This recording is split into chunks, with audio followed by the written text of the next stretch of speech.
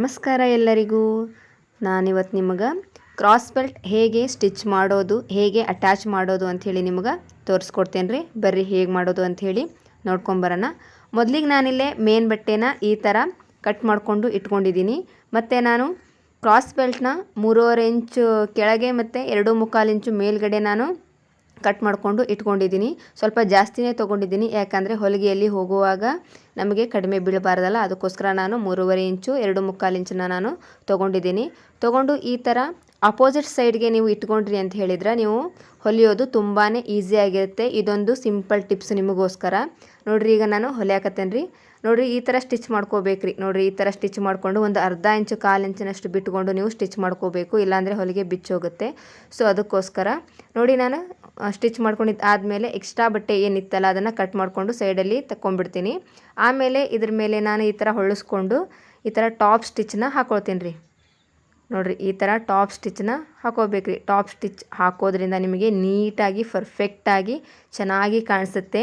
Blouse ಅನ್ನೋದು ಪರ್ಫೆಕ್ಷನಲ್ಲಿ ಚೆನ್ನಾಗಿ ನಿಮಗೆ ಕಾಣಿಸುತ್ತೆ. ನೋಡಿರಿ, ಈ ಥರ ನಾನು ಕಟ್ ಮಾಡಿಕೊಂಡು ಈ ಥರ ನಾನು ಸ್ಟಿಚ್ ಮಾಡ್ಕೊಂಡಿದ್ದು ಆದಮೇಲೆ ಲೈನಿಂಗ್ ಬಟ್ಟೆ ಏನಿದೆಯಲ್ಲ ಅದನ್ನು ಪೂರ್ತಿಯಾಗಿ ಈ ಥರ ನಾನು ಸ್ಟಿಚ್ ಮಾಡ್ಕೊಂಡ್ಬಿಡ್ತೀನಿ ರೀ. ನೋಡಿರಿ, ಈ ಥರ ಲೈನಿಂಗ್ ಬಟ್ಟೆ ಏನಿದೆಯಲ್ಲ ಪೂರ್ತಿಯಾಗಿ ಈ ಥರ ಸ್ಟಿಚ್ ಮಾಡ್ಕೊಂಡಿದ್ದು ಆದಮೇಲೆ ಅದರಲ್ಲಿ ಕೂಡ ಎಕ್ಸ್ಟ್ರಾ ಬಟ್ಟೆ ಏನಿರುತ್ತಲ್ಲ ಅದನ್ನು ಕಟ್ ಮಾಡಿಕೊಂಡು ತಗೊಂಬಿಡಿ. ನೋಡಿ, ನಾನೀಗ ಎಕ್ಸ್ಟ್ರಾ ಬಟ್ಟೆ ಏನಿದೆಯಲ್ಲ ಅದನ್ನು ಕಟ್ ಮಾಡಿಕೊಂಡು ತಗೊಂಬಿಡ್ತೇನೆ ರೀ. ಈ ಥರ ಕಟ್ ಮಾಡೋದ್ರಿಂದ ನಿಮಗೆ ಬ್ಲೌಸ್ ಪರ್ಫೆಕ್ಷನ್ನು ತುಂಬ ಚೆನ್ನಾಗಿರುತ್ತೆ. ಬ್ಲೌಸು ನೀಟಾಗಿ ಚೆನ್ನಾಗಿ ಕಾಣಿಸುತ್ತೆ. ಕಸ್ಟಮರ್ಗೆಲ್ಲ ಅಟ್ರಾಕ್ಷನ್ ಆಗೋ ಥರ ಇರುತ್ತೆ. ಸೊ ನೋಡಿರಿ, ಇದೊಂದು ಟಿಪ್ಸ್ನ ಫಾಲೋ ಮಾಡಿ. ನೋಡಿ, ನಾನೀಗ ಒಂದನ್ನು ಸ್ಟಿಚ್ ಮಾಡಿ ನಿಮಗೆ ಕರೆಕ್ಟಾಗಿ ತೋರಿಸಿದೆ. ಈಗ ನಾನು ಇನ್ನೊಂದು ಸ್ಟಿಚ್ ಮಾಡಿ ನಿಮಗೆ ತೋರಿಸ್ತಾ ಇದ್ದೀನಿ.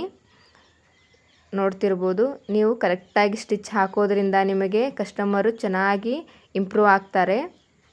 ನೋಡಿ, ಈ ಥರ ನಾನು ಸ್ಟಿಚ್ ಮಾಡ್ಕೊಳಕತ್ತೀನಿ. ಎಕ್ಸ್ಟ್ರಾ ಬಟ್ಟೆ ಏನಿದೆಯಲ್ಲ ಅದನ್ನು ಕಟ್ ಮಾಡಿಕೊಂಡು ತಗೊಂಡಿದ್ದು ಆದಮೇಲೆ ಮತ್ತೆ ಅದರ ಮೇಲೆ ನಾನು ಸ್ಟಿಚ್ಚನ್ನ ಹಾಕೊಳಕತ್ತೀನಿ ರೀ. ಲೈನಿಂಗ್ ಬಟ್ಟೆ ಏನಿದೆಯಲ್ಲ ಅದನ್ನು ಪೂರ್ತಿಯಾಗಿ ನೀವು ಈ ಥರ ಹೊಳಿಸ್ಕೊಂಡು ಸ್ಟಿಚ್ ಮಾಡ್ಕೋಬೇಕಾಗತ್ತೆ. ಇಲ್ಲಿ ಕೂಡ ಒಂದು 1/4 ಇಂಚಿನಷ್ಟು ಬಿಟ್ಕೊಂಡೇ ನೀವು ಸ್ಟಿಚ್ ಮಾಡ್ಕೋಬೇಕು, ಇಲ್ಲಾಂದರೆ ಬಿಚ್ಚೋಗೋ ಸಾಧ್ಯತೆ ಇರುತ್ತೆ. ಸೊ ಬ್ಲೌಸು ಚೆನ್ನಾಗಿ ಬರೋದಿಲ್ಲ. ಅದಕ್ಕೋಸ್ಕರ ನೋಡಿರಿ, ನಾನೀಗ ಉಳಿದಿರೋ ಬಟ್ಟೆಯನ್ನು ಎಕ್ಸ್ಟ್ರಾ ಬಟ್ಟೆ ಏನಿದೆಯಲ್ಲ ಅದನ್ನು ಕಟ್ ಮಾಡಿಕೊಂಡು ತಗೊಂಡ್ಬಿಡ್ತೇನೆ ರೀ. ಯಾರೆಲ್ಲ ನನ್ನ ಚಾನಲ್ನ ಹೊಸದಾಗಿ ನೋಡ್ತಾ ಇದ್ದೀರೋ ಪ್ಲೀಸ್ ಸಬ್ಸ್ಕ್ರೈಬ್ ಮಾಡ್ಕೋರಿ, ಬೆಲ್ಲೈಕನ್ನ ಪ್ರೆಸ್ ಮಾಡಿ. ನಾ ಹಾಕುವಂಥ ಪ್ರತಿಯೊಂದು ವೀಡಿಯೋ ಫಸ್ಟ್ ನೋಟಿಫಿಕೇಷನ್ ನಿಮಗೆ ಬರುತ್ತೆ. ಸೊ ವಿಡಿಯೋ ಏನಾದರೂ ಇಷ್ಟ ಆದರೆ ಲೈಕ್ ಮಾಡಿರಿ.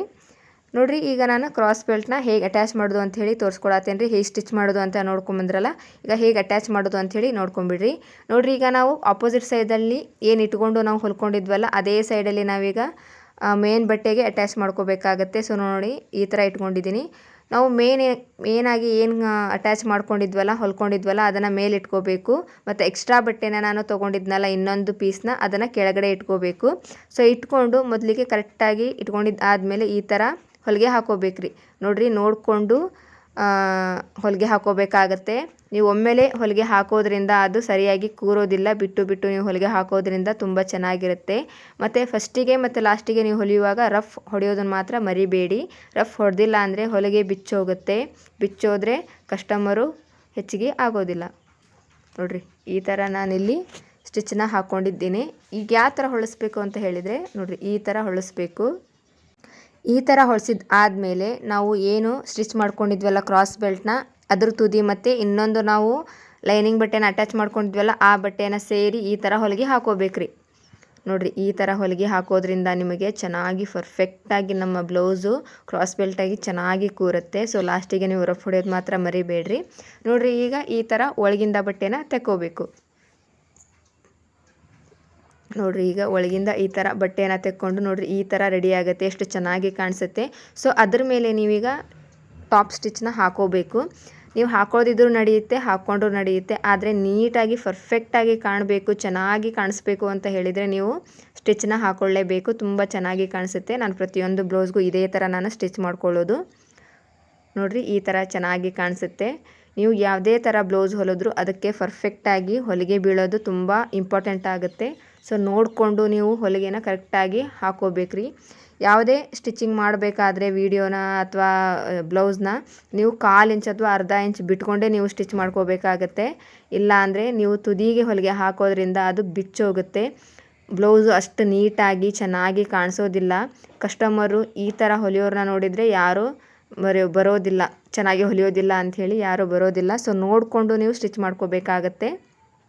ವಿಡಿಯೋನ ಎಲ್ಲಿ ಸ್ಕಿಪ್ ಮಾಡ್ದೇನೆ ನೋಡಿ, ಪೂರ್ತಿ ಗೊತ್ತಾಗುತ್ತೆ ನಿಮಗೆ ವಿಡಿಯೋದಲ್ಲಿ ಯಾವ ಥರ ಸ್ಟಿಚ್ ಮಾಡಿದ್ದೀನಿ, ಯಾವ ಥರ ನಾನು ಟಿಪ್ಸ್ನ ಹೇಳಿದ್ದೀನಿ ಅಂಥೇಳಿ. ಒಂದೊಂದು ಟಿಪ್ಸು ಒಂದೊಂದು ಥರ ನಿಮಗೆ ಚೆನ್ನಾಗಿ ಹೆಲ್ಪ್ ಆಗುತ್ತೆ. ಸೊ ನೋಡಿ, ಈ ಥರ ನಾನು ಸ್ಟಿಚ್ ಮಾಡ್ಕೊಂಡಿದ್ದೀನಿ ರೀ. ನೀವು ಯಾವ ಥರ ಸ್ಟಿಚ್ ಮಾಡ್ತೀರ ಅಂಥೇಳಿ ನಮಗೆ ಕಮೆಂಟ್ ಮಾಡಿ ತಿಳಿಸ್ಬೋದು. ನಿಮಗೆ ಮುಂದೆ ಯಾವ ಥರ ವಿಡಿಯೋ ಬೇಕು ಅಂಥೇಳಿ ನೀವು ಕಮೆಂಟಲ್ಲಿ ಹೇಳಿದರೆ ನಾನು ಅದೇ ಥರ ವಿಡಿಯೋನ ಮಾಡಿ ಹಾಕೋದಕ್ಕೆ ಟ್ರೈ ಮಾಡ್ತೀನಿ. ಸೊ ನೋಡಿ, ಇಲ್ಲಿ ಕೂಡ ನಾನು ಎಲ್ಲ ಥರ ವಿಡಿಯೋನ ಹಾಕೋಕ್ಕೆ ಟ್ರೈ ಮಾಡ್ತೀನಿ. ನೋಡಿ, ಇಲ್ಲಿ ನಾನು ಸ್ಟಿಚ್ ಮಾಡ್ಕೊಂಡಿದ್ದು ಆದಮೇಲೆ ಇದ್ರ ಮೇಲೂ ಕೂಡ ನಾನು ಟಾಪ್ ಸ್ಟಿಚ್ನ ಹಾಕ್ಕೊಂಡಿದ್ದೀನಿ ರೀ, ನೋಡ್ತಿರ್ಬೋದು. ನೋಡಿ, ಈ ಥರ ಟಾಪ್ ಸ್ಟಿಚ್ನ ಹಾಕ್ಕೊಂಡಿದ್ದು ಆದಮೇಲೆ ನಮಗೆ ಈ ಥರ ರೆಡಿ ಆಗುತ್ತೆ ಕ್ರಾಸ್ ಬೆಲ್ಟು. ನೀವು ಚೆನ್ನಾಗಿ ರೆಡಿ ಮಾಡ್ಕೋಬೋದು.